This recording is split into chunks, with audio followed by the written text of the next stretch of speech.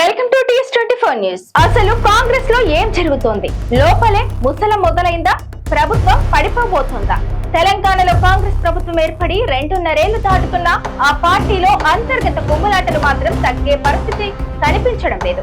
బయట ప్రతిపక్షాలు కాంగ్రెస్ ప్రభుత్వాన్ని టార్గెట్ చేయాల్సిన అవసరం లేకుండానే సొంత పార్టీ నేతలే ప్రభుత్వానికి, పార్టీ నాయకత్వానికి కొత్త తలనొప్పులు తెచ్చిపెడుతున్న పరిస్థితి కనిపిస్తోంది. ఒకరు ప్రభుత్వ పనితీరుపై ప్రశ్నలు వేస్తుంటే మరొకరు పార్టీ క్రమశిక్షణ పేరుతో హెచ్చరికలు చేస్తున్నారు. ఇంకొందరు నేతలు తమకు అన్యాయం జరుగుతోందంటూ అసంతృప్తి వ్యక్తం చేస్తున్నారు. దీంతో అసలు తెలంగాణ కాంగ్రెస్ లో ఏం జరుగుతోంది అన్న ప్రశ్న ఇప్పుడు రాజకీయ వర్గాల్లో గట్టిగా వినిపిస్తోంది. తాజాగా మునుగోడు ఎమ్మెల్యే కోమటిరెడ్డి రాజగోపాల్ రెడ్డి చేసిన వ్యాఖ్యలు కాంగ్రెస్ లోని అంతర్గత పరిస్థితులను మరోసారి బయటపెట్టాయి. పార్టీలో బయట నుంచి వచ్చిన వారి ఆధిపత్యం పెరిగిపోయిందని, పాత కాంగ్రెస్ నేతలు, కార్యకర్తలకు సరైన ప్రాధాన్యం దక్కడం లేదనే అసంతృప్తిని ఆయన వ్యక్తం చేయడం చిన్న విషయం కాదు. అధికారంలో ఉన్న పార్టీకి చెందిన ఎమ్మెల్యేనే ఇలా బహిరంగంగా మాట్లాడడం చూస్తుంటే కాంగ్రెస్ లో అంతా అనుకున్నంత సాఫీగా లేదనే అనుమానాలు మరింత బలపడుతున్నాయి. ఇక రాజగోపాల్ రెడ్డి మాటలకు టీపీసీసీ అధ్యక్షుడు మహేష్ కుమార్ గౌడ్ ఇచ్చిన కౌంటర్ కూడా ఇప్పుడు రాజకీయ చర్చకు కారణమైంది. పార్టీ గీత దాటితే ఎవరిని ఉపేక్షించేది లేదని ఆయన స్పష్టం చేశారు. ముఖ్యమంత్రి అయినా, సాధారణ కార్యకర్త అయినా పార్టీ నియమాలు అందరికీ ఒకటేనని చెప్పడం చూస్తుంటే ఈ వ్యవహారం కేవలం ఒక ఎమ్మెల్యే చేసిన వ్యాఖ్యల దగ్గరే ఆగిపోయేలా కనిపించడం లేదు. పార్టీలో నాయకుల మధ్య అసంతృప్తి ఏ స్థాయిలో ఉందో ఈ మాటల యుద్ధమే చెబుతోందనే చర్చ మొదలైంది. ఇక్కడ అసలు ప్రశ్న కాంగ్రెస్ నాయకత్వాన్ని వెంటాడుతోంది. పార్టీ అధికారంలో ఉంది, చేతిలో ప్రభుత్వం ఉంది, ముఖ్యమంత్రి ఉన్నారు, మంత్రులు ఉన్నారు, ఎమ్మెల్యేలు ఉన్నారు. ఇంత బలమైన అధికార వ్యవస్థ ఉన్నప్పటికీ సొంత పార్టీ నేతలను ఎందుకు సమన్వయం చేసుకోలేకపోతున్నారు? ఎమ్మెల్యేలు బయటకు వచ్చి ప్రభుత్వ పనితీరుపై ఎందుకు మాట్లాడాల్సి వస్తోంది? పార్టీ అధ్యక్షుడు బహిరంగంగా హెచ్చరికలు ఇచ్చే పరిస్థితి ఎందుకు వచ్చింది?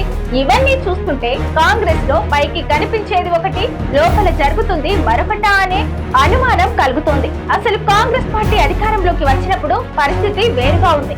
బీఆర్ఎస్ ఓడించి అధికారాన్ని దక్కించుకున్న కాంగ్రెస్ ఇక తెలంగాణలో తమకు తిరుగులేదన్న ధీమాతో ముందుకు వెళ్ళింది. కానీ అధికారంలోకి వచ్చిన తర్వాత నుంచి పార్టీలో పదవులు, మంత్రి పదవులు, నామినేటెడ్ పోస్టులు, నియోజకవర్గాల ప్రాధాన్యం, పాత కొత్త నాయకుల మధ్య సమీకరణాలు, ఇలా ఒక్కో అంశం ఒక్కోసారి అసంతృప్తికి కారణమవుతూ వస్తున్నాయి. ఇప్పుడు రాజగోపాల్ రెడ్డి వ్యవహారం కూడా అదే పెద్ద చిత్రంలో మరో భాగమా అన్నది ఆసక్తికరంగా మారింది.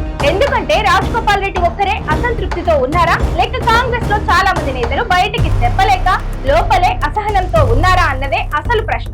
గతంలో కూడా రేవంత్ రెడ్డి గైర్హాజరీలో సీనియర్ మంత్రుల సమావేశం రాజకీయ చర్చకు దారితీస్తుంది. కాంగ్రెస్ మాత్రం ఎలాంటి విభేదాలు లేవని చెప్పింది. కానీ ఇలాంటి పరిణామాలు పదే పదే చోటు చేసుకోవడం మాత్రం అనుమానాలకు తావిస్తోంది. ఇప్పుడు మరోవైపు నామినేటెడ్ పదవుల వ్యవహారం కూడా కాంగ్రెస్ లో అంతర్గత లాబీయింగ్ కి కారణమవుతున్నట్టు వార్తలు వచ్చాయి. ఎవరికి పదవులు దక్కాలి, ఎవరి అనుచరులకు అవకాశం రావాలి, ఎవరిని కొనసాగించాలి అనే అంశాలపై పార్టీలో పోటీ పెరిగిందనే కథనాలు వెలువడ్డాయి.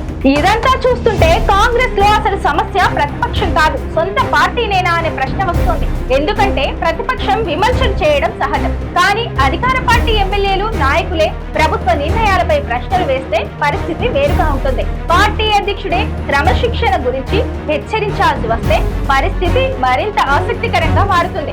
ఒకవైపు నాయకత్వం అంతా బాగానే ఉందని చెప్తుంటే మరోవైపు వరుసగా అసంతృప్తి స్వరాలు బయటకు వస్తుండడం రాజకీయంగా కాంగ్రెస్ కు ఇబ్బందికరమైన పరిణామమే.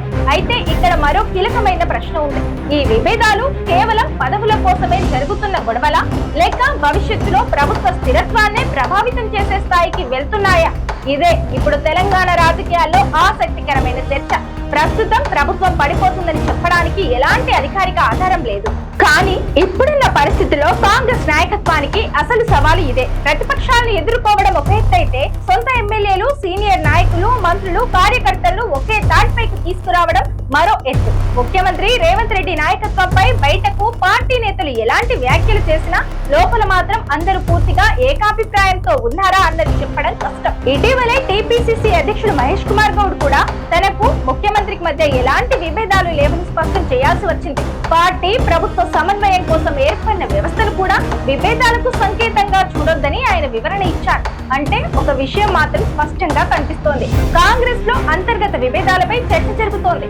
నాయకత్వం మాత్రం వాటిని ఖండిస్తూ వస్తోంది. కానీ అదే సమయంలో కొత్త అసంతృప్తులు బయటకు వస్తుండడం మాత్రం పార్టీకి తలనొప్పిగా మారుతోంది. ఇప్పుడు రాజగోపాల్ రెడ్డి వ్యవహారమే తీసుకుంటే ఆయనను కేవలం మందలించి విషయం ముగించేస్తారా, లేక పార్టీ అధిష్టానం వరకు ఈ వ్యవహారం వెళ్తుందా అన్నది చూడాలి.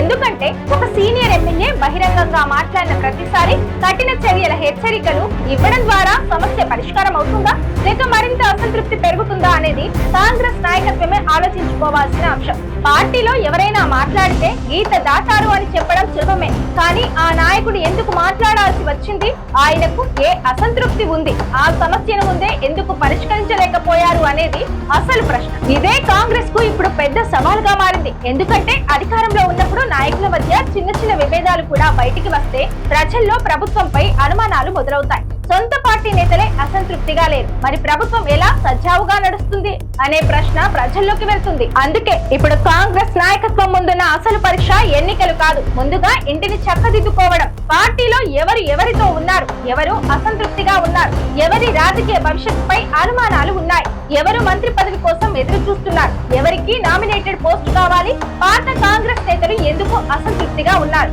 కొత్తగా వచ్చిన నేతలకు ఎందుకు ఎక్కువ ప్రాధాన్యం ఇస్తున్నారనే విమర్శలు వస్తున్నాయి. ఇవన్నీ పరిష్కరించకుండా కేవలం హెచ్చరికలతో పార్టీని నడపడం ఎంతవరకు సాధ్యం? ఇదే ఇప్పుడు తెలంగాణ కాంగ్రెస్ ను వెంటాడుతున్న ప్రశ్న. మొత్తానికి బయటకు మాత్రం కాంగ్రెస్ ప్రభుత్వం బలంగానే ఉందని చెబుతోంది. ముఖ్యమంత్రి కూడా ప్రభుత్వం స్థిరంగా కొనసాగుతుందని చెబుతున్నారు. పార్టీ నాయకత్వం కూడా విభేదాలు లేవని అంటోంది.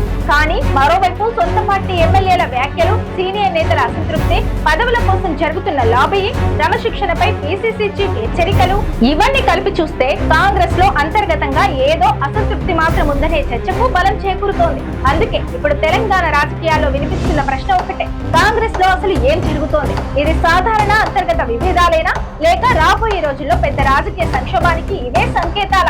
సొంత పార్టీ నేతల అసంతృప్తిని రేవంత్ రెడ్డి నాయకత్వం ఎంతకాలం కంట్రోల్ చేయగలదు? ఒకవేళ ఈ విభేదాలు మరింత ముదిరితే ప్రభుత్వం కూడా రాజకీయంగా ఇబ్బందుల్లో పడే పరిస్థితి వస్తుందా? ప్రస్తుతం ప్రభుత్వం పడిపోతుందనే పరిస్థితి అధికారికంగా కనిపించకపోయినా కాంగ్రెస్ లో జరుగుతున్న పరిణామాలు మాత్రం రాజకీయ ఉత్కంఠను పెంచుతున్నాయి. ఎందుకంటే రాజకీయాల్లో పెద్ద సంక్షోభాలు ఒక్క రోజులో పుట్టవు. చిన్న అసంతృప్తులు, మాటల యుద్ధాలు, పదవుల కోసం పోటీ, నాయకుల మధ్య దూరం, ఇవన్నీ క్రమంగా పెరిగితేనే పెద్ద సమస్యగా మారతాయి. ఇప్పుడు తెలంగాణ కాంగ్రెస్ ఎదుర్కొంటున్న పరిస్థితి కూడా అదే దిశగా వెళ్తోందా, లేక నాయకత్వం వెంటనే రంగంలోకి దిగి అసంతృప్తి స్వరాలను చల్లార్చి పార్టీని మళ్ళీ ఒక్కతాటిపైకి తీసుకువస్తుందా అన్నది రాబోయే రోజుల్లో తేలనుంది. కానీ ఒక్కటి మాత్రం నిజం, కాంగ్రెస్ ప్రభుత్వాన్ని బయట నుంచి కూల్చాల్సిన అవసరం లేకుండా లోపల విభేదాలు పెరిగితే అదే ఆ పార్టీకి అతిపెద్ద ప్రమాదకరంగా మారొచ్చు. ఇప్పుడు కాంగ్రెస్ ముందు ఉన్న అసలు సవాల్ ప్రతిపక్షాలను ఎదుర్కోవడం కాదు, సొంత ఇంట్లో రగులుతున్న అసంతృప్తి మంటల్లో ఆర్పడం. Stay tune TS24 news.